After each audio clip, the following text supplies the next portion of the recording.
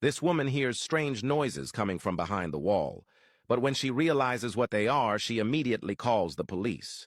Simon moved into the house a few years ago, but little did she know that there was a terrible secret hidden beneath her feet.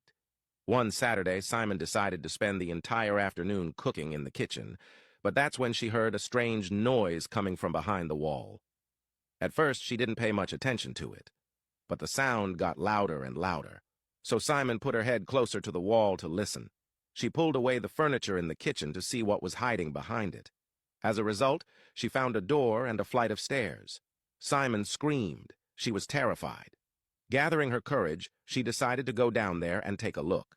But when she realized what was downstairs and where the strange noises were coming from, she immediately called the police. Even the police never thought that the house was hiding such a secret. If you want to continue watching this story, press the plus sign and reply with sound 2.